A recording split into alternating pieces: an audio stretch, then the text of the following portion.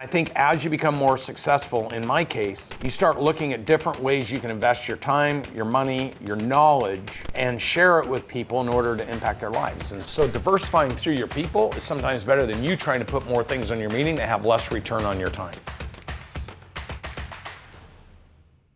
Once you have the meeting, what's the biggest impact or result on the other side of that meeting? So for example, if I'm having a meeting about partnerships or about acquiring a business or about a big strategic initiative, and I know that if we deploy that strategic initiative or we partner with somebody or we buy that business, it's going to add an enormous amount of value. That doesn't mean to say that if there's an important conversation that needs to take place with an employee or with a business partner, it doesn't mean I'll push that meeting off. I'll still take that meeting. I'll just shorten it. So I think a lot of people take meetings just because they think it's going to take a lot of time. So you can always reduce a meeting if you think it's less priority. Now, I have done that before where I'm like, look, I have 5 minutes. Let's just figure out what we need to talk about in 5 minutes. And then realized in the 5 minutes that it's going to result in a bigger opportunity than I understood before I took that meeting. So now what I'm doing is prioritizing the next meeting or the next one. So you could either reschedule it and take that call as soon as possible, or push off the next meeting because this all of a sudden opened the door to a bigger meeting. So for me, the opportunity of a meeting is far greater importance than even who I'm having the meeting with. And so you got to sometimes sort that because your day is comprised of a certain amount of time. And in that certain amount of time, you're trying to create the highest performance possible. And so you got to understand, like the more stuff you have on your calendar, the more productive you're going to be. And then as you're working through your calendar, if bigger priorities comes up, you just sacrifice the less priority. You're better off having a team of a couple people guiding and assisting you and sitting next to you, which I do, so that they can interrupt my meeting and say there's something more important, or they can take whatever I'm doing off of my plate and go have the meeting for me because they kind of know what I want it to do in that meeting. So diversifying through your people is sometimes better than you trying to put more things on your meeting that have less return on your time. So in my experience, the wealthier you get, meaning me, you have one or two tracks. You either get isolated and start thinking about all the things you want to own, or you start giving a lot back to the community because you're appreciative and you have more.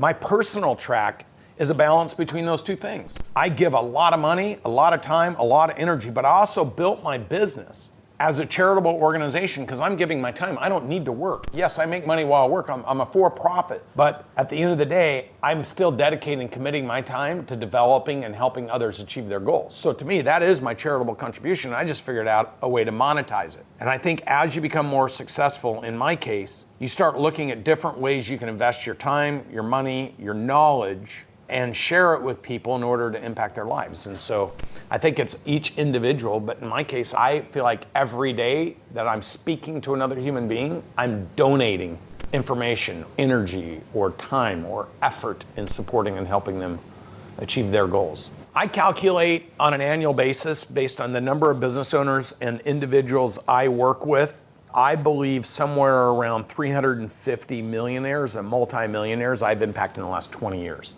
My last company, that business alone, I had 220 of them. I could have retired 5 years ago because I hit all my wealth targets. And I think that once you give up, once you concede that, you go from generating resources to exhausting them. So the way I view the world is I'm either generating resources or exhausting resources. So once I retire, I've spent the rest of my life exhausting resources because I'm not generating resources. And I think for me, I will always generate resources, which means I'll never retire. I prefer to come into the office instead of going on the golf course because I'm actually a better golfer when I've had a lot of wins. When I'm not having wins and I'm not feeling productive, I'm a worse golfer. So if I'm going to enjoy my time on the golf course, I need to know that I did my best when I wasn't on the golf course. There was a point in time where I was playing golf every day and I enjoyed it less and less and less.